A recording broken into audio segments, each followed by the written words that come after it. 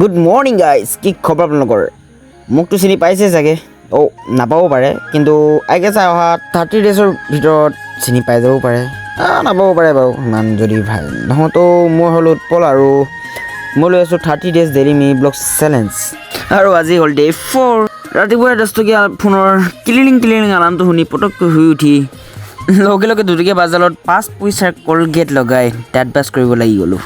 তাৰপিছত আমাৰ 300 টকীয়া স্কুটিখনত উঠি ভঙা চিঙা ৰাস্তাৰে ডিউটি ককাফে ওলাই ল'লোঁ ডিউটিলৈ বুলি। আৰু ডিউটিত আহি আমন জীৱনকৈ বহি থাকিবলগীয়া হৈছে, কাৰণ সূৰ্য মামাই আজি পূৰা খঙত আছে মানে। চ' যিহেতু কাষ্টমাৰ নাই, সেইবাবে আমি ভাবিলোঁ কিবা এটা খোৱা যাওক। তো তাকে ভাবি ওচৰৰ দোকানখনৰ পৰা আমি লৈ আনিলোঁ 5টামান আম।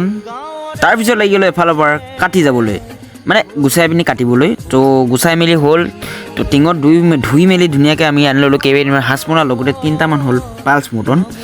তো ইমানখিনি মিলোৱাৰ পিছতো অলপ কিবা এটা কমি লাগি আছিলে, তো সেইকাৰণে আমি ওচৰৰ হোটেলখনৰ পৰা অলপমান ৰেড চিলি আনি ঢালি দিলোঁ, কিন্তু ৰেড চিলিটো বহুত হৈ গ'ল গাইছ। তো সেইবাবে মানে পূৰা ৰঙা হৈ গ'ল, খাব পাৰিলোঁ নোৱাৰিলোঁ, কিন্তু ফাইনেল লুকটো এনেকুৱা ধৰণৰ আছিলে, মানে পূৰা ৰঙা হৈ আছিলে। তো চবেই খাই মেলি ল'লোঁ।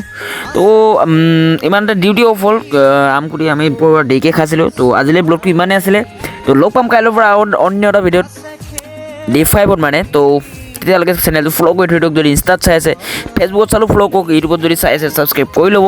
তো লগতে লাইক আৰু শ্বেয়াৰ কৰিব নাপাহৰিব। বাই বাই, লগ পাম আকৌ কাইলৈ।